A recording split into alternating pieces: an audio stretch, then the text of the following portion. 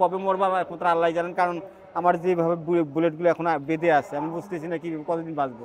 তাকায় দেখতেছি গুলি করতেছে, তো আমার মাথা নিচ করছি, এর মধ্যে কখন ফাঁকে এসে যে আমার চোখে গুলিগুলো ঢুকে গেল। সব গুলি আছে, প্রায় 21টার মতো গুলি আছে মুখে, চোখে, মাথায়। পেশায় আমি একজন ড্রাইভার ছিলাম, এখন তো আমার চাকরি নাই। বাকি জীবনটা কীভাবে কাটতে হবে জানি না। আগস্টের গত 1, 2, 3, 4 তারিখ আমি মিরপুর ডিওএসএসেই মিছিলে ছিলাম। লাস্ট 5 তারিখ যেদিন আমি মিরপুর একে আসছিলাম, ঠিক দুপুরবেলা যখন আমরা শুনতে পেলাম যে সরকার পদত্যাগ করছেন, তো এর মধ্য থেকে অনেকেই খুব আনন্দ নিয়ে, জনসাধারণ বলেন, ছাত্র বলেন, যত লোকজনেই আছেন, দোকানদাররা বলেন, সবাই মিছিল নিয়ে ওখানে জোর হয়ে গেছে। মানে যে যেদিক থেকে পারছে লোক নিয়ে আসছে, লোক আসছে, জড়াজন্য হয়ে গেছে, ওখানে অনেক লোক জড়ে গেছে। পরে এখান থেকে মিছিল নিয়ে 10 নম্বর দিকে যাচ্ছিল, হয়তো এদিক দিয়ে যাবে কোথাও।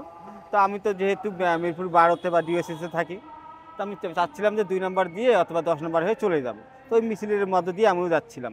যেতে যেতে ঠিক দুপুরবেলা তো মিরপুর মডেল 2 নম্বর থানার সামনে দেখতে পেলাম কিছু ছেলে পেলে ওই ইট পাটকেল আর কি থানার দিকে ছড়ে মারতেছিল। তো হয়তো ওখানে পুলিশ ছিল কিছু, তো পুলিশগুলো ছাদে চলে গেছে। ছাদে চলে গিয়ে গুলি করা শুরু করছে। যখন আমি দেখতে পেলাম যে গুলি করতেছে, তখন আমি ঠিক ওই থানার অপোজিটে একটা পূর্ণিমা রেস্টুরেন্ট আছে, তো রেস্টুরেন্টের পাশে একটা বিশাল বড় একটা গাছ ছিল, গাছের নিচে আমি শুয়ে পড়ি। তো শুয়ে পড়ার মধ্যখান থেকে গাছের মাঝখানে কিছুটা গ্যাপ ছিল, মানে দুটো ডাল দিকে চলে গেছে। তো তাকায় দেখতেছি গুলি করতেছে, তো আমার মাথা নিচ করছি, এর মধ্যে কখন ফাঁকে এসে যে আমার চোখে গুলিগুলো ঢুকে গেল, মাথায়, চোখে। তো গুলিগুলো এখনও আছে, এখনও গুলি বের করা হয় নাই। সব গুলি আছে, প্রায় 21টার মতো গুলি আছে মুখে, চোখে, মাথায়। তো বাম চোখটা আমার অপারেশন অলরেডি হয়ে গেছে। তো অপারেশন হলে হবে কি, গুলি বাড়ি করানো হয় নাই, লেন্স দিছে সিএমএসে, এখানে কিছু অয়েল দিচ্ছে। তো অয়েলটা রিমুভ হতে সম্ভবত 1 থেকে 3 মাস লাগবে। এখন ডান চোখটা আমি দেখতে পারতেছি না, বাম চোখটাতে পুরো ঝাপসা দেখতেছি। কি আগামী 21 তারিখে ডাকছে, এখন যাওয়ার পরে আমি বুঝতে পারবো যে আসলে ওনারা এই ডান চোখটা অপারেশন করবেন নাকি এটার ব্যাপারে আরও কোনো কথা বলবেন, এতটুকু আমি জানি। আমার যেহেতু 2টা বাচ্চা আছে, আমি আছি, আমার ওয়াইফ আছে, আমার 2টা মা বাবা আছেন, আমি একমাত্র উপার্জনকারী ছিলাম।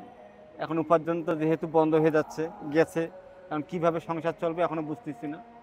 যাই হোক, আগামীতে এরকম যাতে না হয় এটা আমি আশা করি।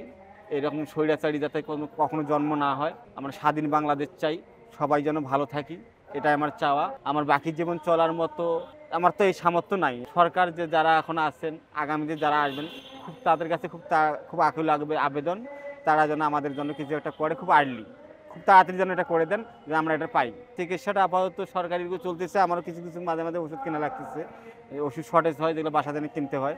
আর সংসার তো চালা খুবই একদম, যেহেতু আমার কাজ বন্ধ হয়ে গেছে, উপার্জন বন্ধ হয়ে গেছে, একমাত্র উপার্জনকারী ছিলাম, আমাদের সংসার তো অত সচল নয়।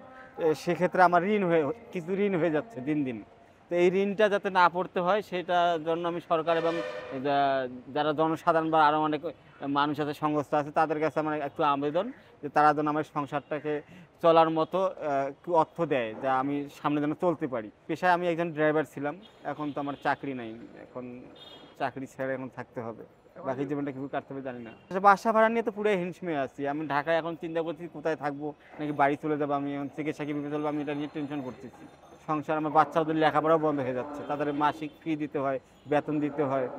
সরকারের কাছে আমার ওইটাই চাওয়া যে তাদের লেখাপড়া যেন চলে। আমি কবে মরে যাবো কিনা, আমি যে কবে মরবো একমাত্র আল্লাহ জানেন। কারণ আমার যেভাবে বুলেটগুলো এখন বেঁধে আছে, আমি বুঝতেছি না কি কতদিন বাঁচবো। তো আমি এটা সরকারের কাছে ওটাই চাওয়া যে আমার পরিবার যেন সচ্ছল চলতে ভাবে সারা মতো চলতে পারে, বাকি জীবনটাতে আমার লেখাপড়া যেন বাচ্চাদের ঠিক মতো চলতে, এটা যেন আমি সরকারের কাছে চাওয়া।